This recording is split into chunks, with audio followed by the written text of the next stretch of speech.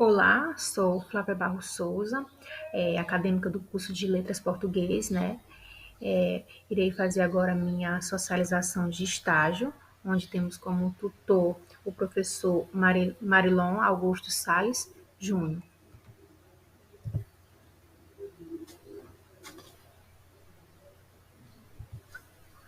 Apresentação.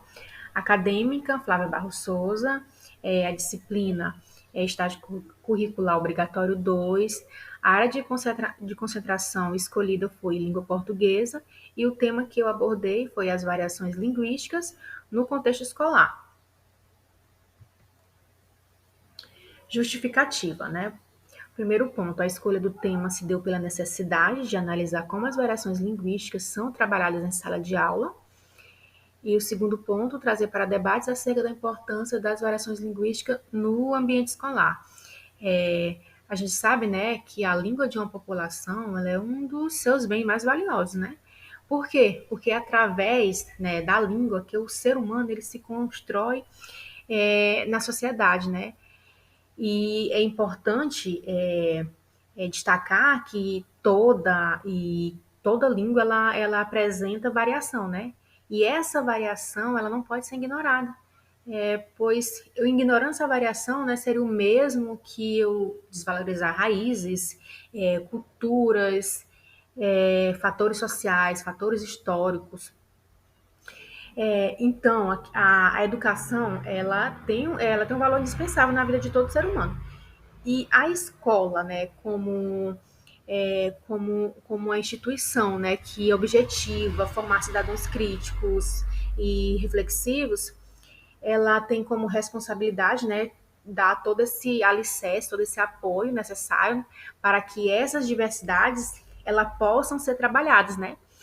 Então, a justificativa se deu por isso, pela necessidade de analisar, né, como essas variações elas são trabalhadas em sala de aula e trazer para debate esse assunto. Os objetivos aqui elencados no projeto de estágio, né? O primeiro foi demonstrar sobre a importância de ser trabalhada as variações linguísticas na escola, ressaltar o valor das variações para um aprendizado prazeroso, analisar as variações linguísticas enquanto prática pedagógica para o processo de ensino-aprendizagem e frisar a relevância do aceitamento das variações da língua portuguesa.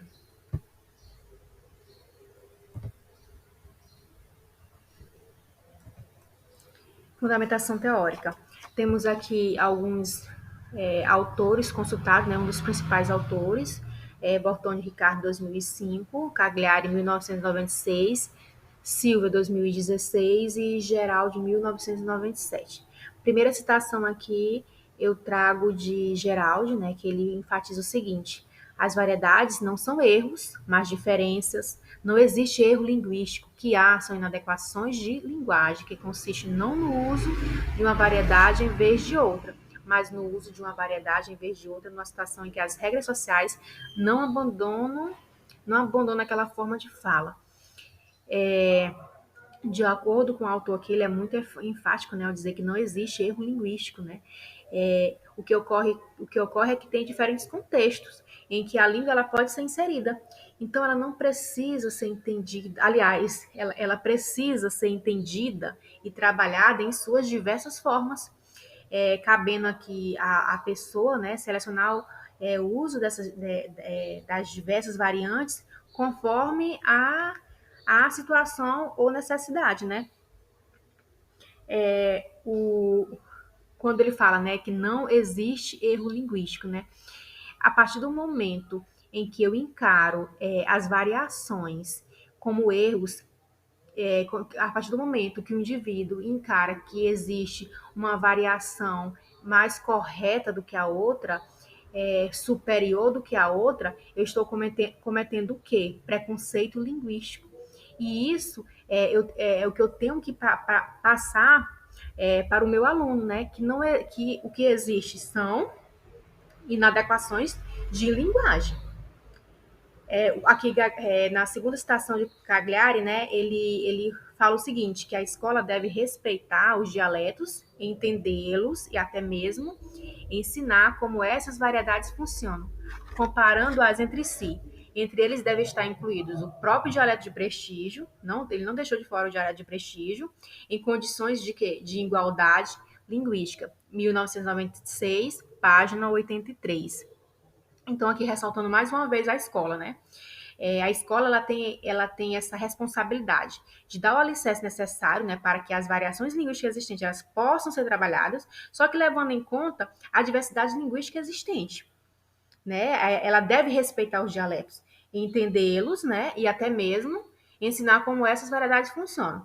Na citação de Bortoni Ricardo, a terceira citação aqui, que ele enfatiza o seguinte: a escola não pode ignorar as diferenças sociolinguísticas. Os professores e por meio deles os alunos têm que estar bem conscientes de que existem duas ou mais maneiras de dizer a mesma coisa. E mais, que essas formas alternativas servem a propósitos comunicativos distintos e são recebidas de maneira diferenciada pela sociedade, né? Então é essencial, né, que o aluno ele perceba que a língua ela é dinâmica. A língua ela não é homogênea. É, ela evolui, né? Com o tempo e não usamos ela sempre da mesma forma, né? Ela se adequa à situação comunicativa do momento.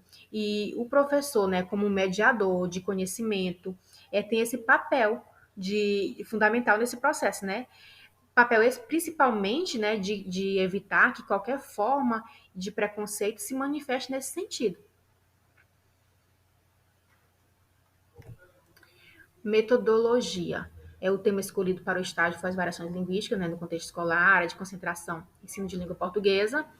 A pesquisa de fundamentação teórica, ela realizou com a ajuda de artigos científicos e teóricos, obras e bibliografias disponíveis no Google Acadêmico, e onde essas obras, essas pesquisas, elas trouxeram informações relevantes para o tema em questão, né, que é o de variação linguística dentro da escola.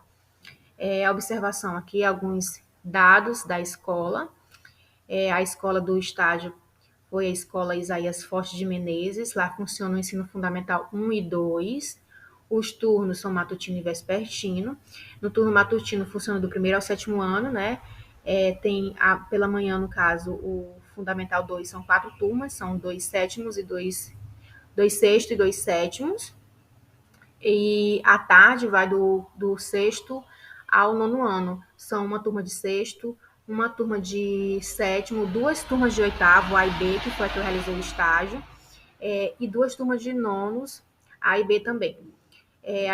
A escola conta com cerca de 35 funcionários. Desses 35 funcionários, 19 são professores atuantes em sala de aula. Ela também tem um apoio de psicopedagogos, psicólogos e assistentes sociais, que são custeados pela Secretaria Municipal de Educação, a CEMED.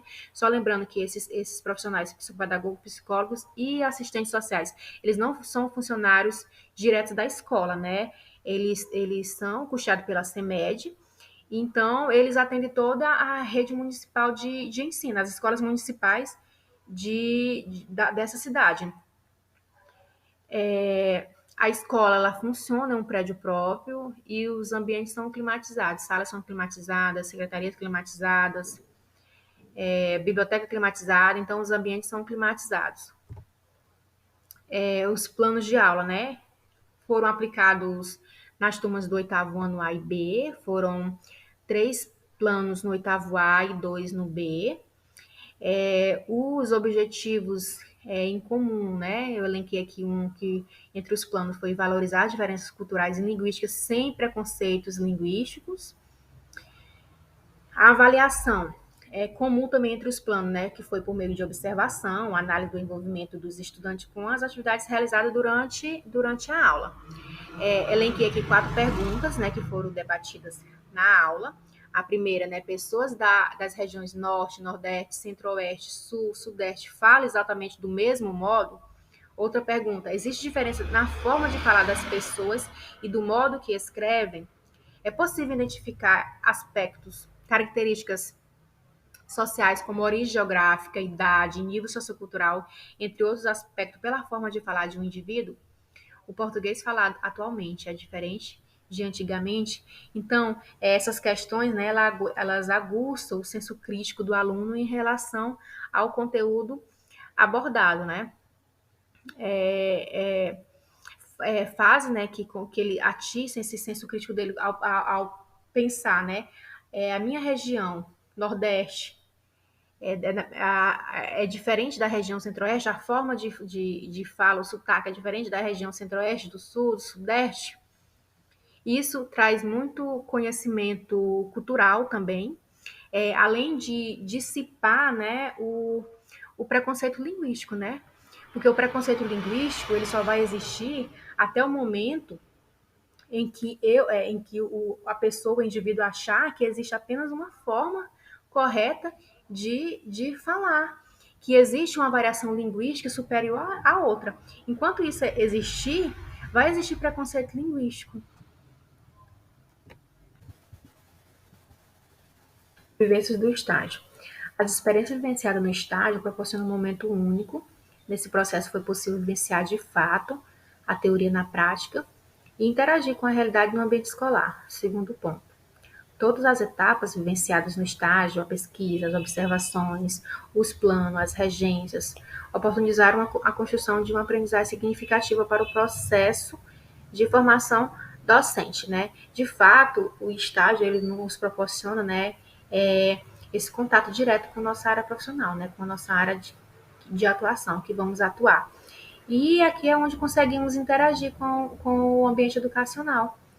É um momento que se consolidiza, né, a teoria com a prática, e realmente é um desafio, né, é um desafio, né, aplicar na prática todo o conhecimento obtido durante o curso, durante nossas pesquisas. Porém, os alunos, né, eles apresentaram, em sua maioria aqui, um bom desenvolvimento nas atividades que foram propostas a eles, foram bastante participativos, bastante comunicativos, tive um bom retorno por parte deles, e isso foi muito gratificante, foi muito prazeroso. Referências. Tá aqui os três autores citados aqui nos slides, né, que foi Bortoni Ricardo, Cagliari e Geraldi. Para finalizar, eu trouxe aqui uma frase de Oscar de Jesus, né, sobre as variações linguísticas. É um pensamento que fala por si só, né? Para alguns, ignorância, para outros, riqueza de vocabulário, depende da forma de preconceito com que analisamos. Então, eu queria agradecer, né, a turma, agradecer ao nosso tutor, o professor Marilon, e essa foi minha apresentação, essa foi minha socialização.